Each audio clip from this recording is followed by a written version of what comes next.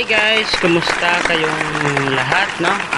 Dito tayo ngayon sa isa namang audio tutorial kung saan ay ituturo ko sa inyo kung ano yung mga dots ng braille na yung talagang hindi nyo pa talaga na sa mga blind attention, yung talagang hindi nyo pa talaga na memorize or naalala kumbaga, no, sa shortcut. Shortcut. So hi lang pala sa mga subscriber ko, no, siguro isa lang naman yung siguro yung subscriber ko. Please subscribe to my YouTube channel and consider lang po, no, na pindutin yung notification bell, no, para makuan kayo,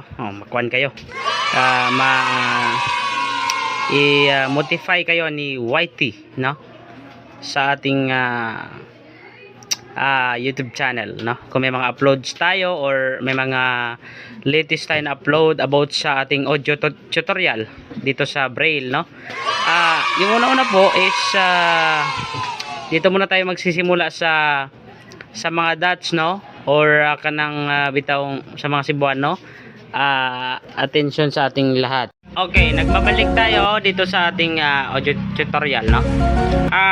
Yung ibig ko sabihin is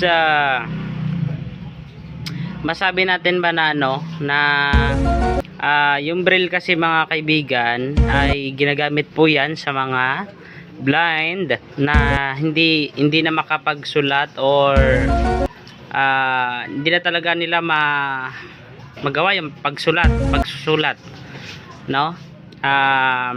Ituturo ko yung mga dots na mga braille or dots ng braille na alam ko. Yung alam ko lang, una po yan dyan siguro, no. Hi po muna kay Tol Wenmar Cortez, and search nyo po sa YouTube yung kanyang YouTube channel, no, YouTube channel na Wenmar Cortez Official, no, mga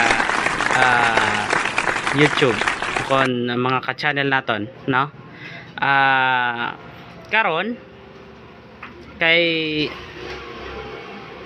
bago naman kita wakal dire, so kinahanglan sa mga kailungguhan naton, yung mga ka PWD o kon mga kablayan nga nagapamati, og sa mga kasibanuhan po nato diha ron nga nagpaminaw sa ato ang audio tutorial, no, pero video ini siya nga audio, no, sa karon nga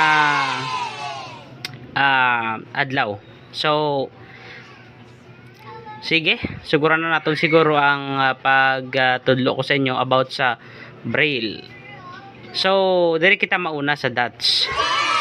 May nagapamangkot na ay mga nagsigig pangutana kung unsay dots Kevin sa A sa braille. So ang dots sa A sa mga blind nga makamauna sa braille pero nakalimutan yung A, yung dots sa A po is 1. Dot 1 ang dots sa A. Muna siya ang dots sa A. Dot 1. Dot sa B.